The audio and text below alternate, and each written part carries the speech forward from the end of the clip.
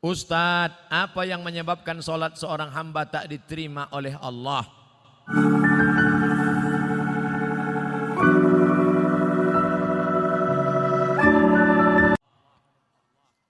Irji ila salatika fa innaka lam tusalli. Ulangi salatmu karena salatmu batal.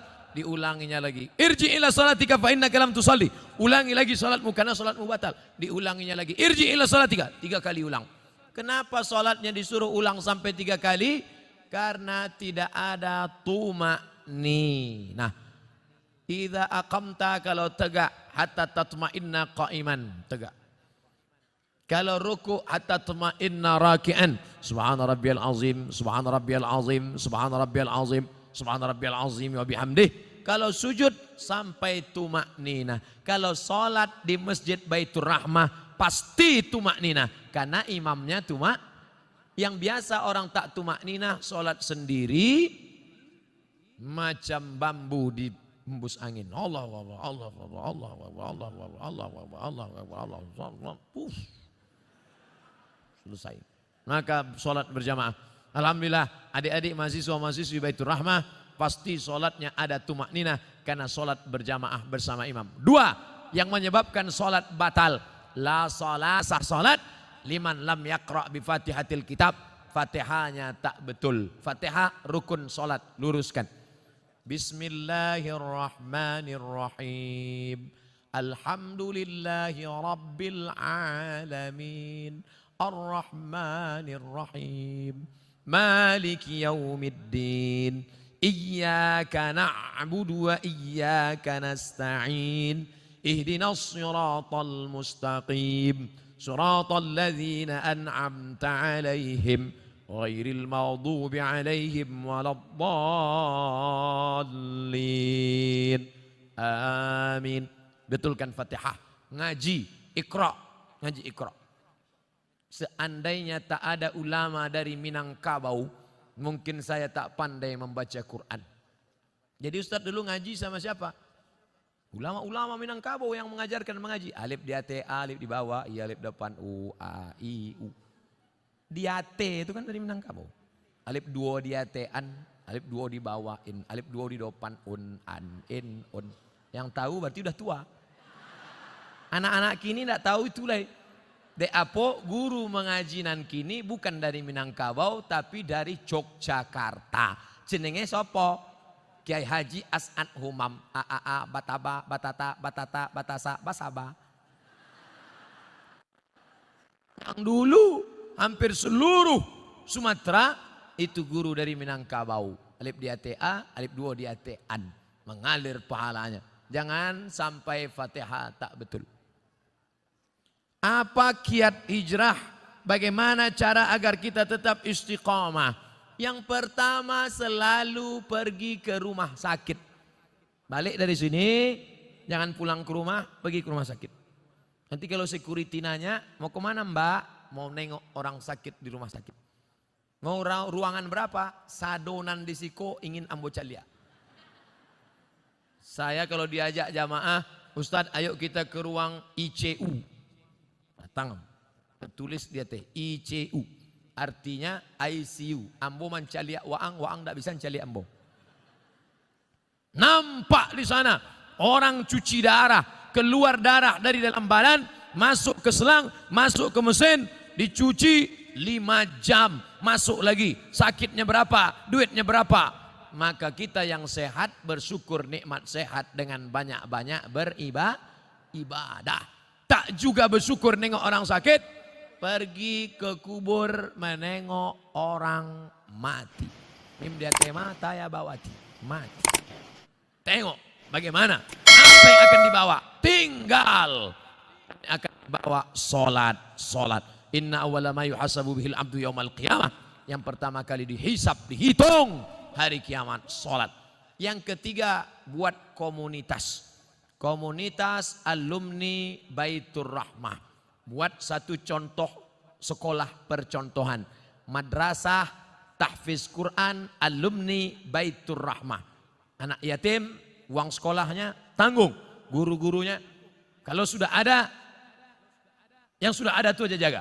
Alumni-alumni pulang dari sini buat ikatan alumni pergi. cari mana sekolah.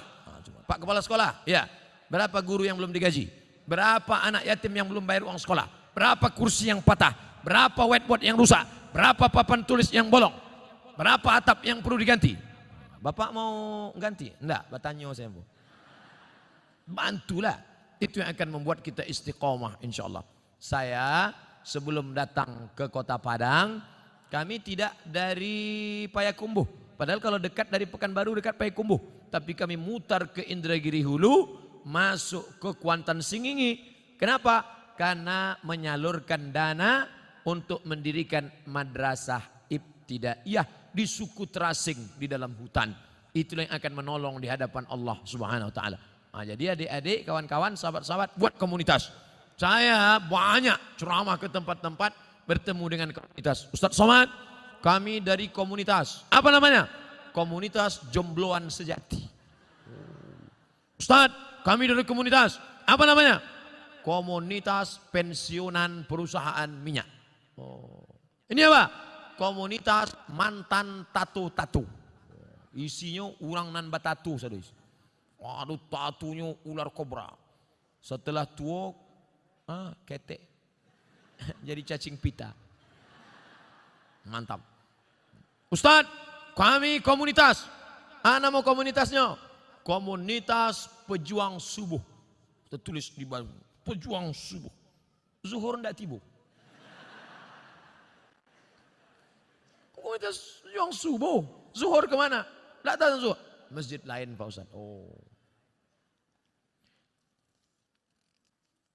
Bagaimana caranya supaya kita tidak tergolong ke istidraj? Oh, kok istidraj itu ngeri. Istidraj iko bahasa singkatnya tasase di jalan nan lurui. Banyak orang sesat di jalan berbelok. Tapi ini ndak, sesat di jalan yang lurus. Nampaknya dia lurus, tapi sebenarnya sedang sesat. Na'udzubillah. Banyak hartanya, mewah hidupnya, tapi ternyata sedang dimainkan Allah Ta'ala dengan istidraj. Kita banyak salah sangka. Ustadz, saya dulu sebelum pengajian hidup saya enak Pak Ustadz. Tapi setelah dengar pengajian Ustadz, begitu pulang helm basah. Begitu pulang motor hilang. Begitu pulang anak sakit. Sesungguhnya Allah sudah sayang kepada engkau, dihapusnya dosa-dosa. Amin. Yang paling mengerikan adalah sholat tak pernah, puasa tak pernah, sedekah tak pernah. Tapi hidupnya lancar-lancar saja. Itu namanya istidraj. Tetangga saya Pak Ustadz tak pakai jilbab, sholat tak pernah, puasa tak pernah, hidupnya lancar, rumahnya besar, mobilnya besar, bininya besar. Itu namanya istidraj.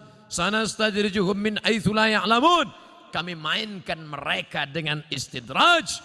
Kami mainkan mereka karena mereka mempermainkan Allah. Mereka sangka Allah lalai, mereka sangka Allah lupa. Tidak, Allah sedang memainkan engkau dengan istidraj. Jadi caranya biar sadar, introspeksi diri. Mengapa aku begini? Kalau terasa salah, istighfar, mohon ampun kepada Allah Subhanahu wa taala. Semoga Allah mempertemukan kita semua di surga nanti bersama para nabi dan orang soleh. Amin. Sampai saya ke surga, saya tengok surga kosong. Ambo surang saya isi. Ambo tanya malaikat, mana jamaah Baitur Rahmah? Mereka VVIP. Rupanya ambo kelas ekonomi. Apa ndak VVIP? Sholat tarawihnya 1 juz. Sholat berjamaahnya ndak tinggal. Di dalam masjidnya khusyuk. Saking kan khusyuknya sampai terlalok. Masjid lain orang kepanasan. Jadi tenang, sejuk. Khotib berapi-api, dia berair-air. Mimbarnya tinggi, Masjid Baitur Rahmah Padang, naik ke atas. Hanya saja saya sarankan kalau sholat di Masjid Baitur Rahmah, tolong tatapan matanya supaya ke tempat sujud. Jangan mentengok ke atas, karena di sini kaligrafi banyak. Rancak mana kaligrafi. Khusyuk, jaga. Apa hukum seorang istri yang taat beribadah, rajin puasa, tapi bicara pada suaminya suaranya keras? Memang setelannya begitu.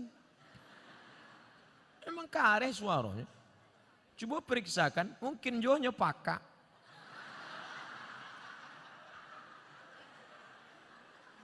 Mungkin ini orang gunung. Orang gunung suara keras. Beda sama orang Sunda. Kalau orang Sunda, Mas, hujan. Orang Sunda kalau ngasih tahu suaminya hujan, hujan. Lah basah kain baru. Tapi sampai lain enggak. Hujan, hujan, hujan, hujan. Nah, jadi jangan serta-merta kalau kareh melawan. Ternyata dia tidak peka, ternyata dia bukan orang gunung, tapi dia melawan. Maka mengatasi istri melawan ada 5 langkah. Yang pertama, fa'izuhun, kasih nasihat. Adinda, come here, sikos sebentar. Janganlah kareh-kareh bersuara. Sakit hati denai. Memang itu setelannya. Fa'izuhun, kasih nasihat tak sempat. Tak mempan kasih nasihat. Wahjuruhunna fil madaji. Kalau tidak berubah, apa boleh buat? Wahjuruhunna fil madaji. Pisah tempat tidur. Karena kamu tak juga berubah, kita pisah tempat tidur sebulan. Memang itulah dan ditunggu-tunggu. Nasihat, tidak nyodanga. Ancaman pisah tempat tidur, malah dia berkata itu yang kutunggu. Nan ketiga, wadribuhun. Ada jenis perempuan dipukul baru dia berubah. Wadribuhun. Karena tak juga berubah, begitu mau ditempeleng, dipukul. Di-uploadnya ke Instagram. Teganya.